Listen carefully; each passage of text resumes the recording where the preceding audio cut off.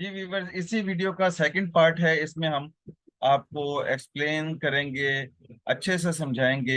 Erect PD है हमारे पास में, एक निमोनिक शॉर्ट फॉर्म होती है ये, कि कैसे आप इन वर्ड से आपको याद रहेगा, ये समझाने के लिए कि इरेक्ट पीडी की तसलसल में अगर एक्सप्लेन करना है आपने, तो आपको पहले क्या बताना चाहिए, दूसरे नंबर पे क्या बताना है, तीसरे नंबर पे क्या बताना है। ये ऐसी टेक्निक होती है।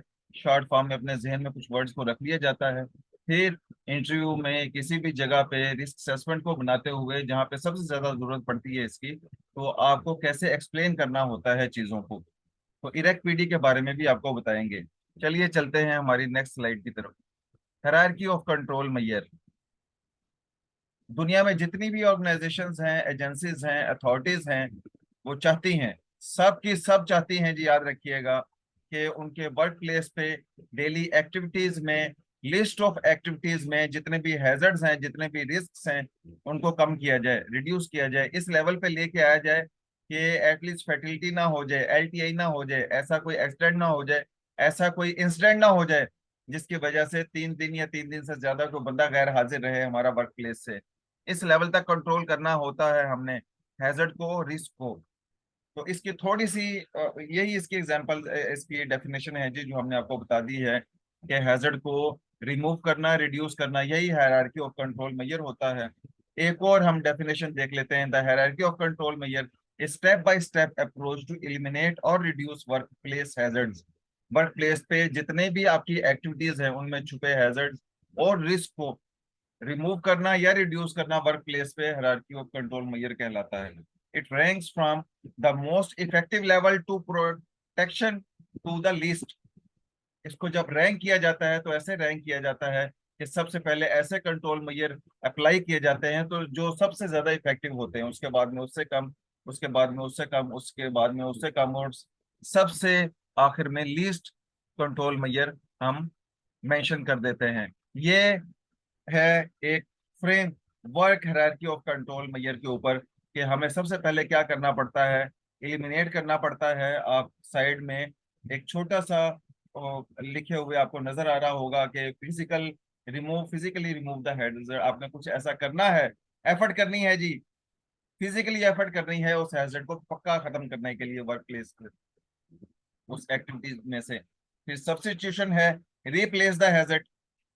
आप उस हैजर्ड को रिप्लेस कर दें, बड़ा हैजर्ड है उसकी जगह पे एक छोटा हैजर्ड आप लेके, कोई काम तो करना है, काम नहीं रोक सकते जी आप। अगर आप काम बार बार काम रोक के अगर आप आपकी कॉम्पिटेंसी दिखाना चाहते हैं, कॉम्पिटेंसी नहीं है आपकी, काम चलते रहिएगा, चलते हुए काम में से आपको हैजर्ड को, खतरों को कम करना है, यही आपकी असल कॉम्पिटेंसी।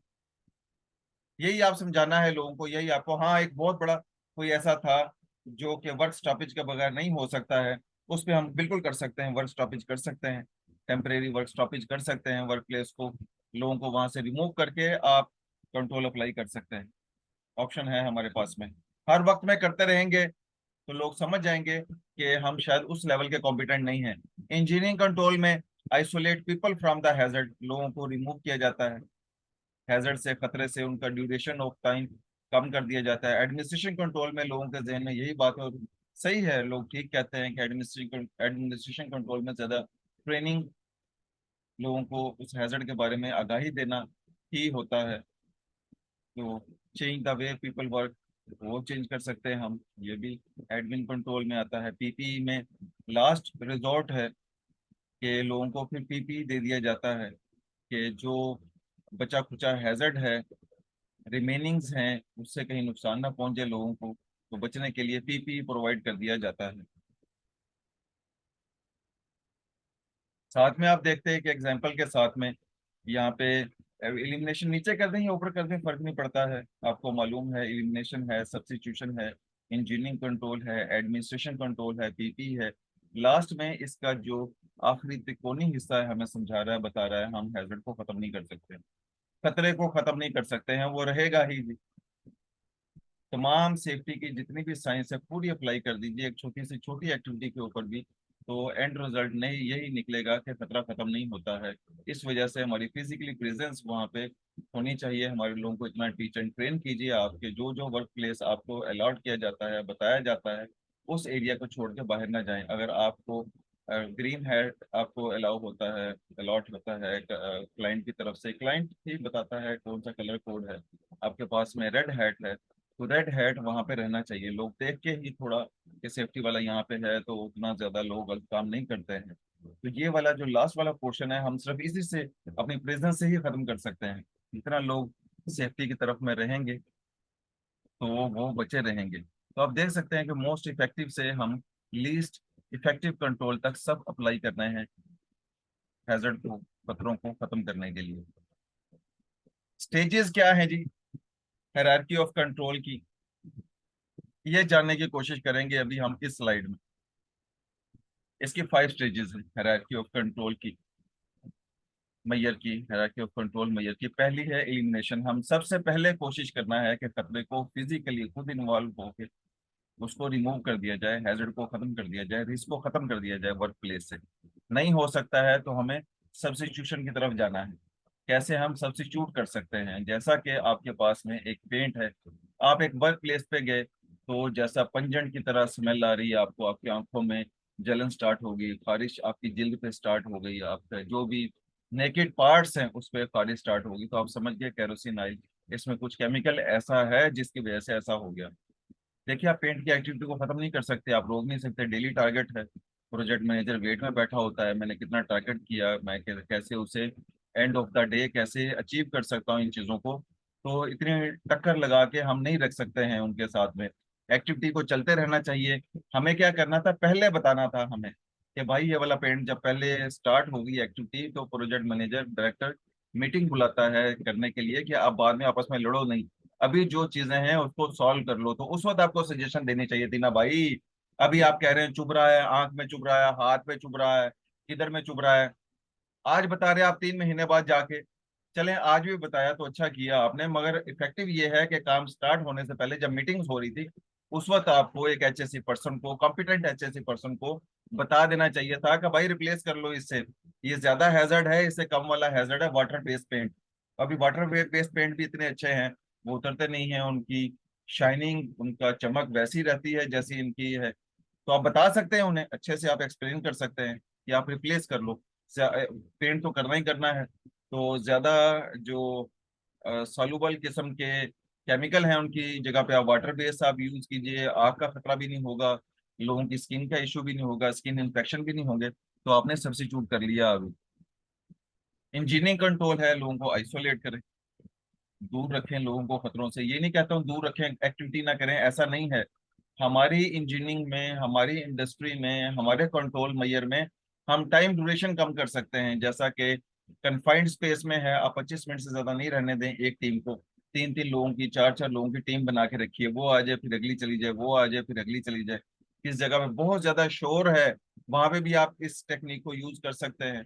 आप लगातार लोगों को 8 घंटे के लिए काम करने के लिए ना दीजिए, इतना ज्यादा मैन पावर उतना ज्यादा नहीं है आपके पास में। तो आप 35 मिनट, 40-40 मिनट के वक्फे बना के लोगों को वहां पे भेजिए, तो आपको देखेंगे कि रिजल्ट बहुत अच्छा मिलेगा। चांस ऑफ एक्सीडेंट उतना ही कम होते चले जाएंगे। एडमिन कंट्रोल में जैसा कि हम पहले सीख चुके हैं, एडमिन कंट्रोल में ट्रेनिंग ज्यादा आती हैं, सर्टिफिकेट्स हैं, इंडक्शंस हैं, टूल बॉक्स टॉक्स हैं, थर्ड पार्टी की ट्रेनिंग है, बाहर से गवर्नमेंट की अथॉरिटी से लोगों को ट्रेन करके लेके आके, लाइसेंस दे के लेके आके उन्हें आप काम के लिए अलाउ कर सकते हैं। एडमिन कंट्रोल में आती हैं ये चीजें। लास्ट में पीपीई है, पर्सनल प्रोटेक्टिव इक्विपमेंट। यही है जी, 5 स्टेजेस यही हैं हायरार्की ऑफ कंट्रोल मेजर की।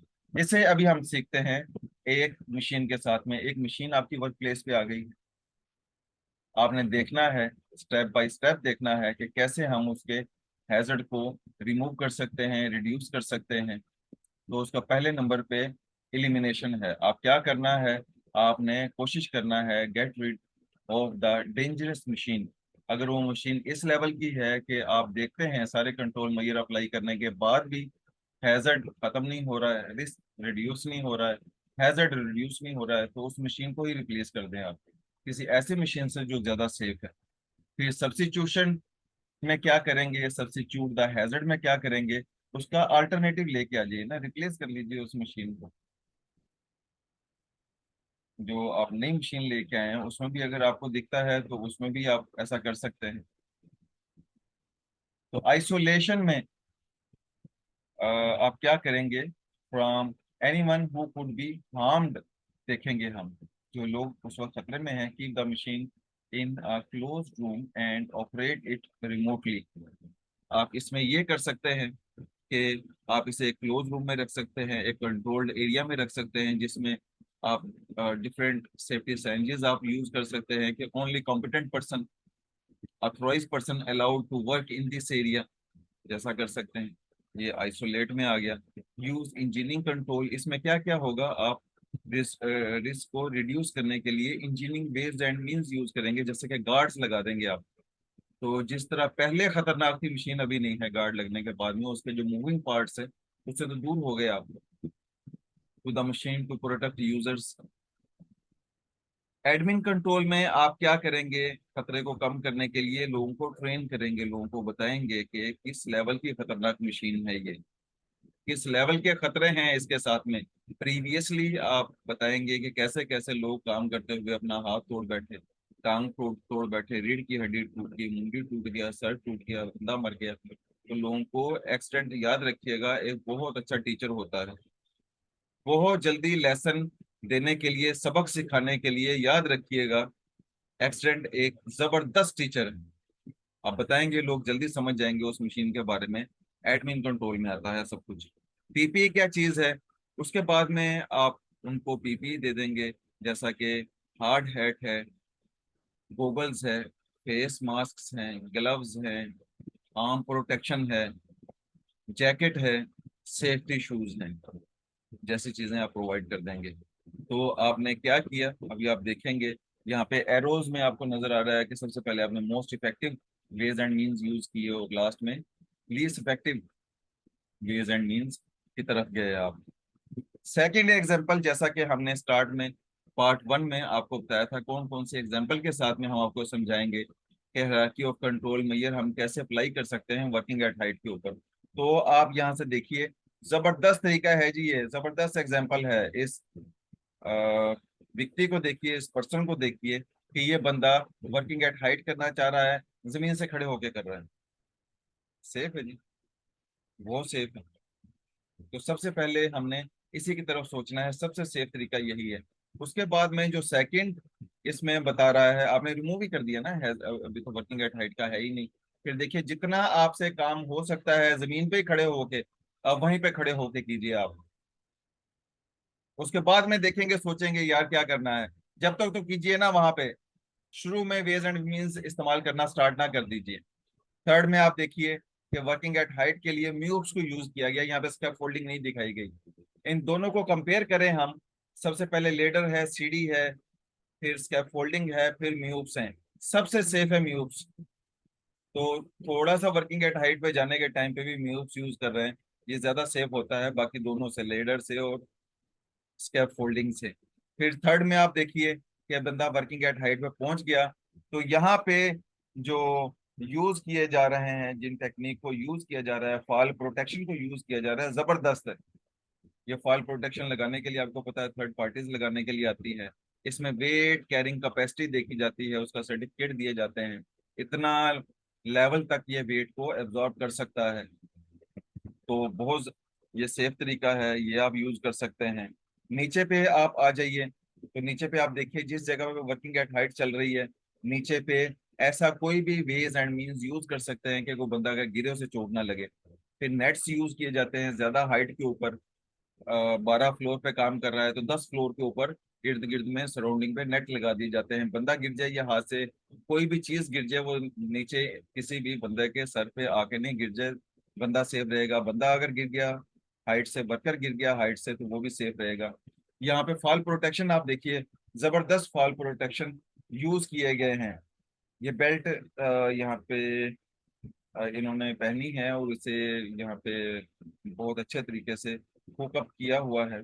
फिर यहाँ पे ट्रेनिंग दी जा रही है लोगों को वर्किंग एट हाइट के हवाले से, कि कैसे आप जब हाइट पे काम करने के लिए जाएंगे तो कैसे सेफ्टी से काम कर सकते हैं आप। तो ये इसका हायरार्की ऑफ कंट्रोल है, लोगों को कैसे बचाना है हम, स्टेप बाय स्टेप आपके सामने फोटोज में इसलिए बताया गया।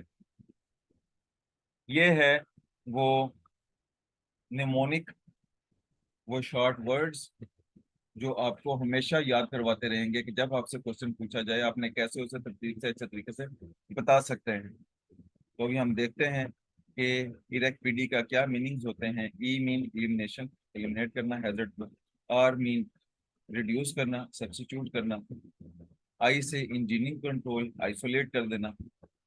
सी से एडमिन कंट्रोल। और पी से पीपी, लास्ट में डिसिप्लिन है। ये आपकी फोर्स है, आपकी ताकत है। जितना आपके पास नॉलेज होगा, जितना आपकी स्पीकिंग पावर अच्छी है, उतना ही जल्दी में आप डिसिप्लिन में लेके आ जाएंगे चीज़ों को।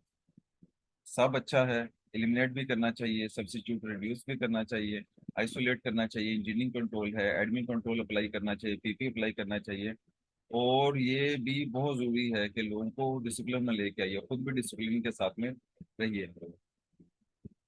ये है जी इस हमारे लेक्चर का लास्ट पार्ट। इसमें हम आपको इतने अच्छे तरीके से समझा देंगे कि आपको आज के बाद में ये क्वेश्चन नहीं भूलने वाला है। ये टेक्निक नहीं भूलने वाली है। कैसे, अभी हम देखते हैं। सबसे पहले अगर देखा जाए इसको डिस्क्राइब करते हुए, बताते हुए, तो हमने मोस्ट इफेक्टिव जो तरीका है सबसे पहले अडॉप्ट करना है। तो एलिमिनेट द रिस्क में आप देखते हैं हम रिस्क को कैसे एलिमिनेट करेंगे। ये आपके सामने, ये देखिए, खत्म ही कर दीजिए आप उस रिस्क को। बहुत बड़ा खतरा है मगर आप उस खतरे को खत्म कर रहे हैं। सब्स्टिट्यूट रिड्यूस कैसे करेंगे उस रिस्क को। ये एक प्रोफेसर साहब हैं जो कि एनिमल बॉडी के ऊपर लोगों को समझा रहे हैं, बता रहे हैं, उसकी हैबिटेट के बारे में बता रहे हैं। तो उसके पास में दो ऑप्शन थी, एक एलिगेटर।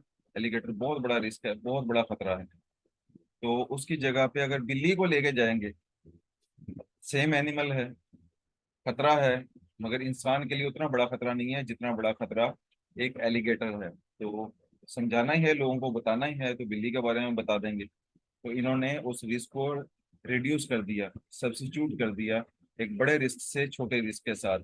इंजीनियरिंग कंट्रोल में कैसे आइसोलेट हम कर सकते हैं रिस्क को, अगर आपने बताना है, एक्सप्लेन करना है लोगों को, तो ऐसा कर सकते हैं।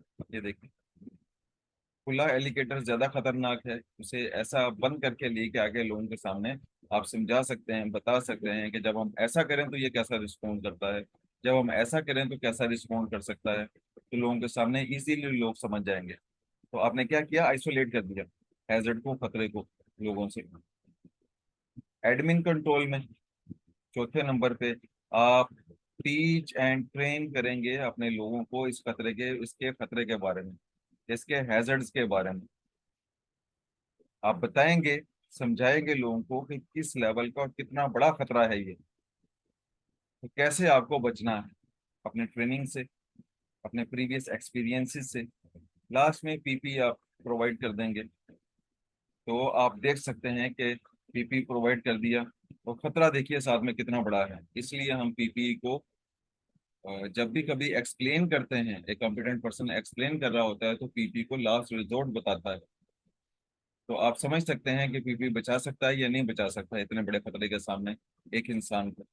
उसमें भी वो तोड़ फोड़ देगा उसे। मतलब पीपी एक जबरदस्त कंट्रोल नहीं होता है। ये यहाँ पे आपको समझाना चाह रहा है, ये आपको यहाँ पे ये प्रेजेंटेशन बतानी चाह रही है। होप कि आपको बहुत अच्छे से समझ आ गया होगा हायरार्की ऑफ कंट्रोल मेजर के बारे में, इरेक्ट के बारे में। दोबारा कभी भी ये क्वेश्चन पूछा जाएगा आपसे, तो आपसे कभी भी कुछ भी छूट नहीं जाएगा। आप अच्छे से एक्सप्लेन करेंगे, अच्छे मार्क्स ले लेंगे आप इंटरव्यूज में भी और आपके एग्जाम्स में भी। ठीक है जी, कोई भी क्वेश्चन हो आपके सामने, आप अभी भी कुछ चीज़ें नहीं समझ सके हैं, तो आप डायरेक्ट इनबॉक्स में मेरे साथ में आके पूछ सकते हैं। मेरा व्हाट्सअप नंबर है, उस पर आके आप मुझसे क्वेश्चन कर सकते हैं। Thank you for watching. Subscribe करते रहिए, शेयर करते रहिए, लाइक कीजिए, ताकि ये नॉलेज आपके दूसरे कलीग्स के पास में, दोस्तों के पास में पहुंच जाए। और जिन लोगों को डिफिकल्टी हो रही है इस क्वेश्चन को एक्सप्लेन करते हुए, बताते हुए, उनके लिए इजी हो जाए। ओके जी, इंशाल्लाह मिलेंगे नेक्स्ट वीडियो के साथ, नेक्स्ट हमारे टॉपिक्स के साथ। ओके जी, अल्लाह हाफिज़।